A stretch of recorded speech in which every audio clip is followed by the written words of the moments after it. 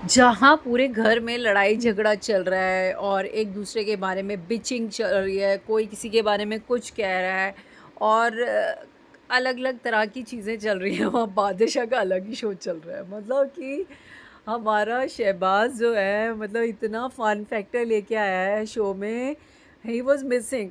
वो शुरू से आया होता ना तो ये इतना डल ना रहता बीच-बीच में। वो इतना फ्लो ऑफ एनर्जी लेके आया ना, इतना पॉज़िटिव है ना मतलब कि तान्या जो इरिटेटिंग है और अजीब-अजीब बातें करती है, उसको भी इतना फ़नी वे में टैकल करता है ना, मज़ा आ जाता है, मज़ा आ जाता है। और उसकी ये लाइन, "पापा आप कहाँ थे?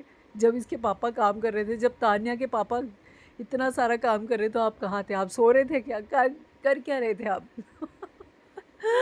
तो इतना फ़नी फैक्टर लेके आए ना, I am just enjoying him in the show. And actually में रौनक आ गई है इनके आने से। मतलब प्रणीत तो था ही क्विक रिप्लाई वाला, बट देन वो इतना मतलब इतना सारा दिखता नहीं था। मतलब ये जो है हर जगह होते हैं कि मतलब आप एन्जॉय करोगे इनकी बातें ना, आप मिस नहीं करना चाहोगे। मतलब आप इधर-उधर कुछ उठाने भी गए होते हो ना, तो भागते हुए आते हो इसका देखने के लिए एक्सप्रेशन के साथ क्या बोल रहा होगा। तो इवन इवन इन्होंने क्या कहते हैं, आवेश की गर्लफ्रेंड को बोला, इतनी सुंदर-सुंदर लड़कियाँ आई हैं शो में और अपने बॉयफ्रेंड लेकर आई हैं, इन्हें छेड़ भी नहीं सकते। और जैसे ही आवेश आया उसे कह रहे, नहीं-नहीं, मैंने तो तुम्हें छेड़ा नहीं, मैंने तो इसे कुछ नहीं कहा, ये इसको तो मैं कुछ कह ही नहीं सकता, तो तुम्हारी गर्लफ्रेंड है। और वैसे नतालिया के साथ इन्होंने जो लैंग्वेज का ट्रांज़िशन लाके दिया ना, मज़ा आ गया, मज़ा आ गया। बशीर तो उछल-उछल के हँस रहा था। मतलब हाँ, इतना फ़न था, इतना फ़न था।